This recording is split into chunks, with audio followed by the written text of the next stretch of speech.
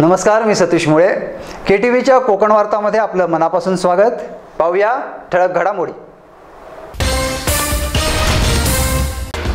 जयगड येथील त्या बेपत्ता मच्छीमार नौकेचा शोध घेण्याचे काम युद्ध पातळीवर सुरूच. कोकण विभागाचे विशेष पोलीस उपमहानिरीक्षक संजय मोहिते यांचे प्रतिपादन. आझादी का अमृत महोत्सवाचे औचित्य साधून रत्नागिरीच्या भाटे समुद्रकिनारी पोलीस दलातर्फे तयार करण्यात आली अनोखी मानवी साखळी. 26/11च्या शहीदांना रत्नागिरी येथे अर्पण करण्यात आली भावपूर्ण आदरांजली. आणि अंमली पदार्थासह गांजा विक्रीच्या मुळापर्यंत जाण्याचे पोलीस उपमहानिरीक्षक संजय मोहिते यांनी रत्नागिरी पोलिसांना दिले आदेश.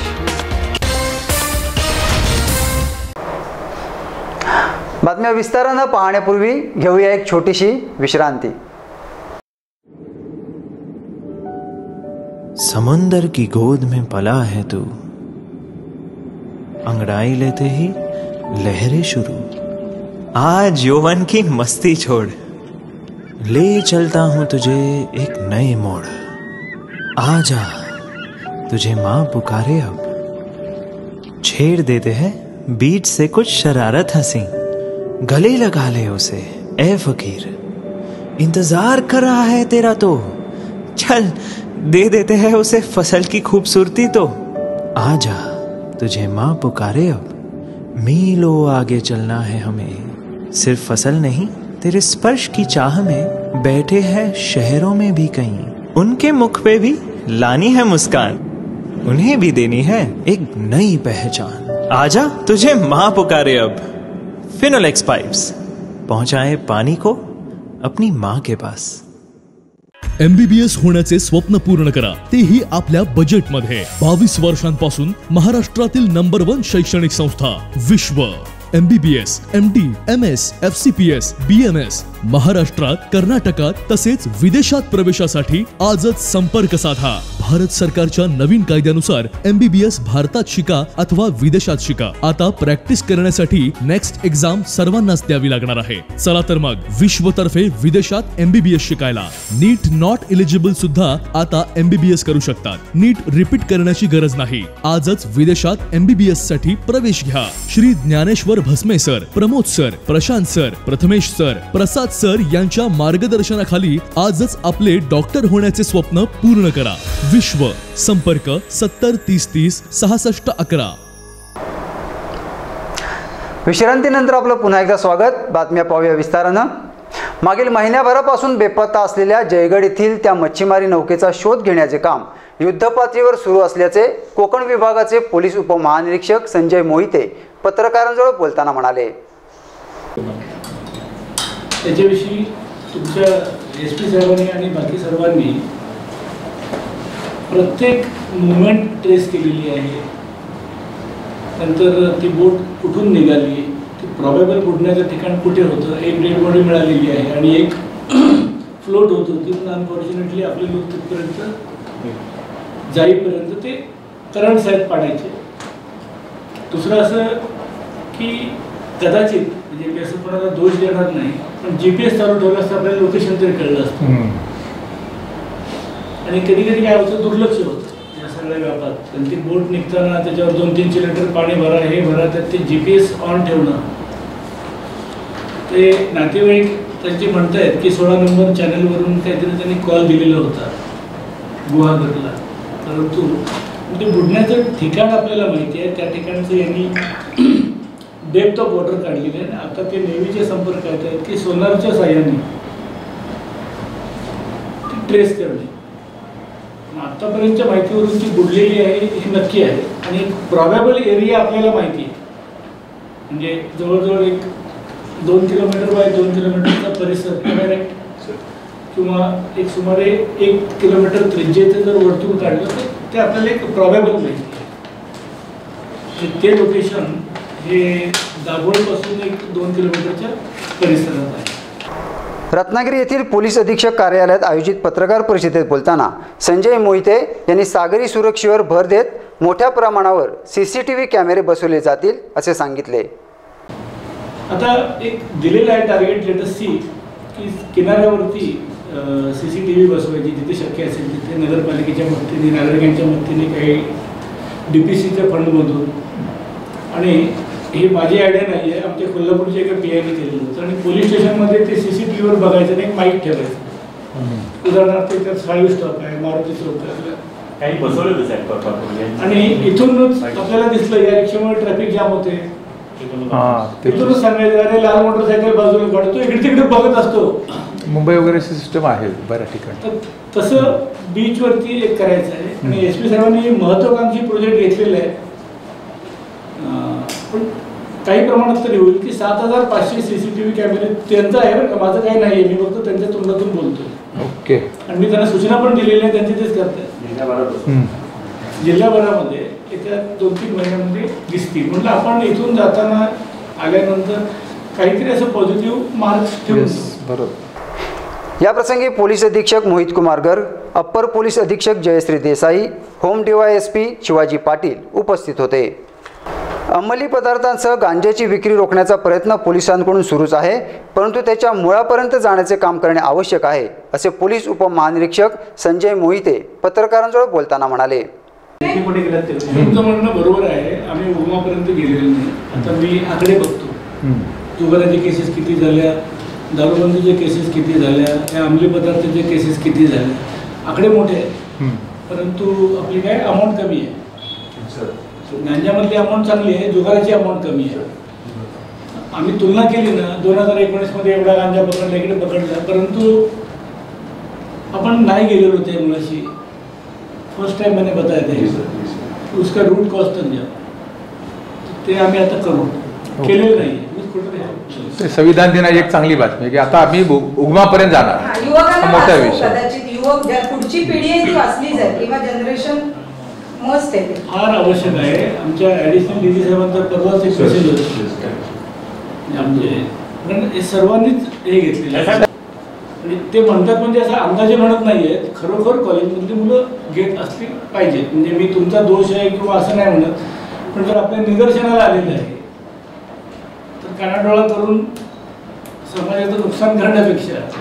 आणि दुसरा मुद्दा होता की मुळापर्यंत जाणं, निदान ज्या केसेस डिटेक्ट झाल्या त्याच्या तरी मुळापर्यंत जावे.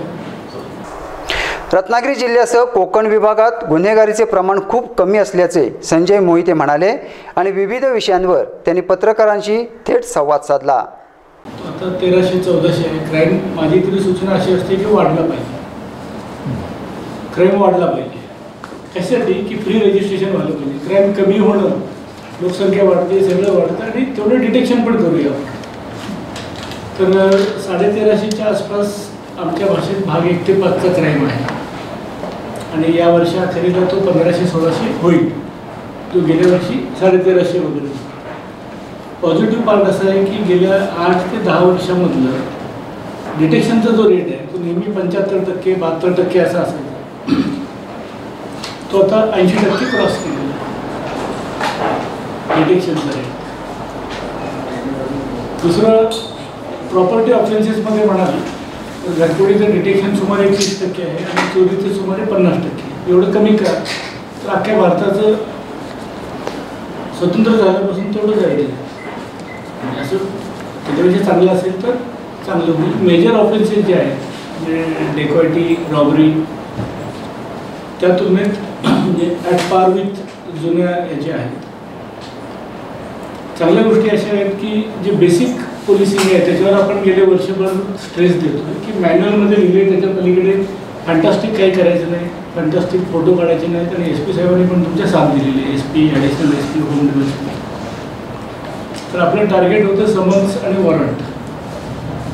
हे नेहमी पूर्वी 70% खाली असायचं, आता यांचं समन्स 94% आहे आणि वॉरंट हे 80% आसपास पोचलेले आहे. गावभेटी बऱ्यापैकी 100% करतात आणि ते जे आपल्या गोपनीय नोंदी वगैरे असतात त्या पूर्ण केलेल्या. आझादी का अमृत महोत्सवाचे औचित्य साधून रत्नागिरी पोलीस दलातर्फे भाटे समुद्रकिनारी 75 ही संख्या असलेली मानवी साखळी तयार करून अनोखा उपक्रम साजरा करण्यात आला.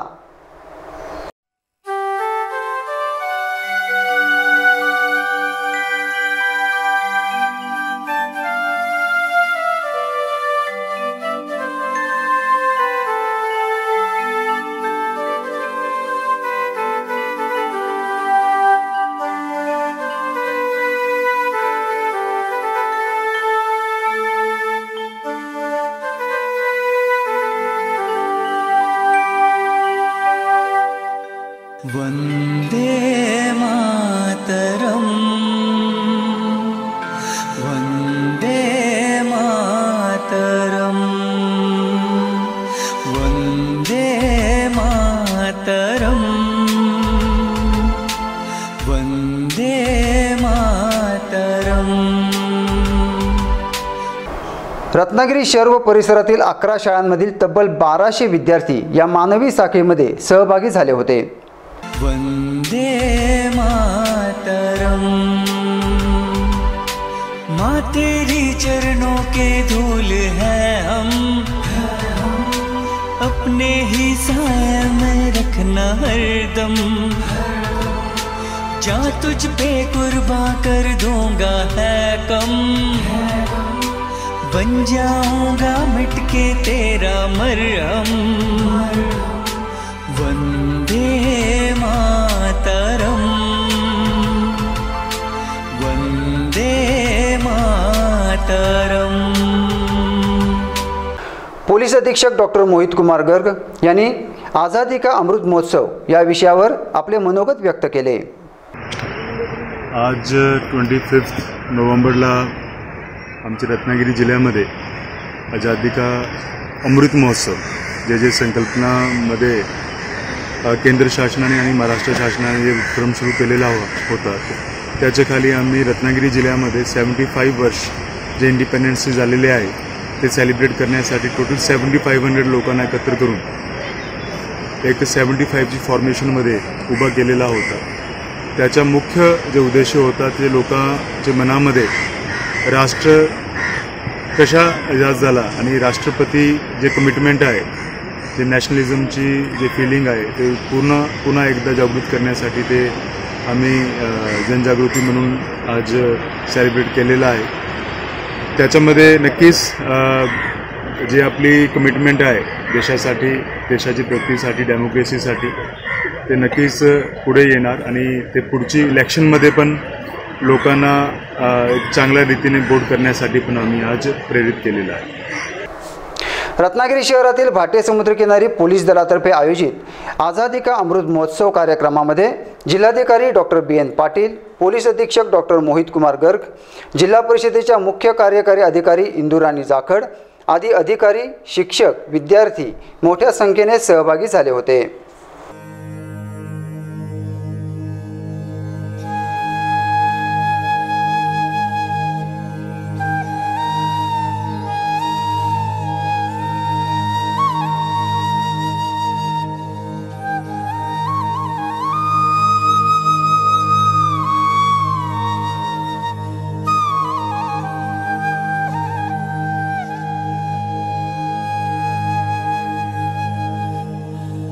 वंदे मातरम.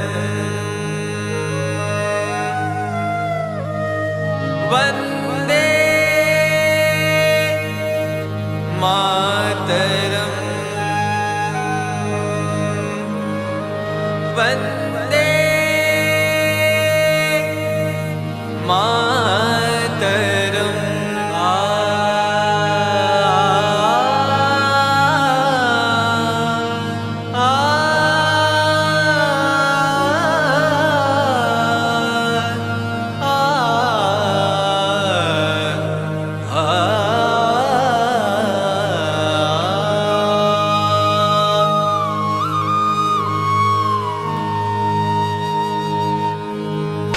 दरम्यान रत्नागिरीसह जिल्ह्याच्या विविध पोलीस स्टेशनमध्ये आझादी का अमृत महोत्सव कार्यक्रमाचे आयोजन करण्यात आले होते.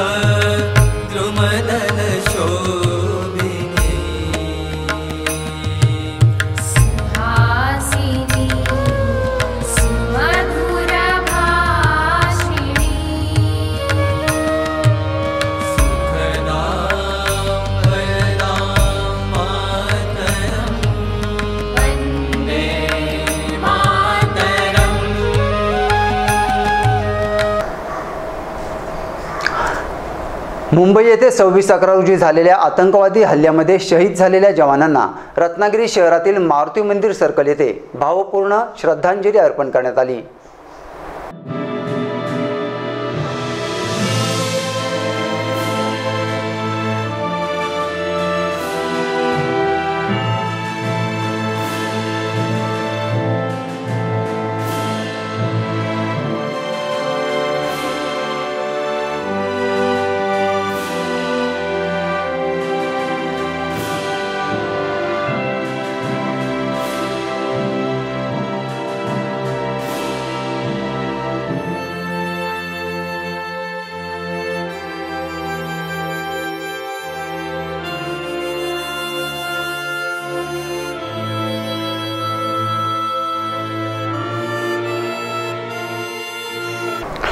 महाराष्ट्र पोलीस बॉयज संघटना, माझी रत्नागिरी संपर्क युनिट फाउंडेशन व साईराज ग्रुपच्या संयुक्त विद्यमाने आयोजित श्रद्धांजली कार्यक्रमासाठी पोलीस अधीक्षक मोहित कुमार गर्ग यांची प्रमुख उपस्थिती होती।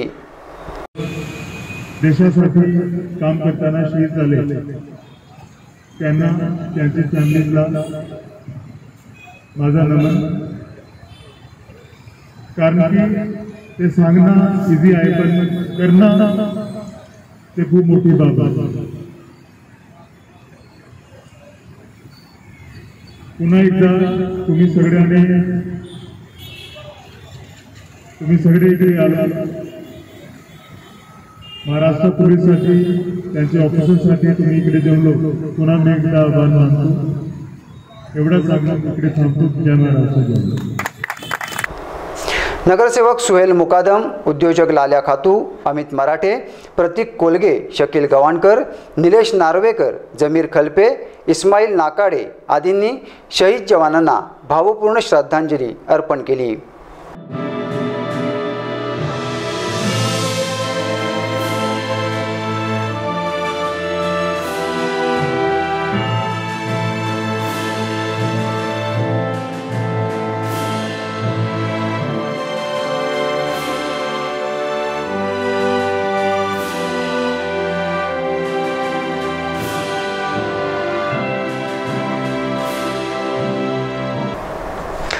शेवटी पुन्हा एक नजर ठळक घडामोडींवर। जयगड येथील त्या बेपत्ता मच्छीमार नौकेचा शोध घेण्याचे काम युद्ध पातळीवर सुरूच, कोकण विभागाचे विशेष पोलीस उपमहानिरीक्षक संजय मोहिते यांचे प्रतिपादन।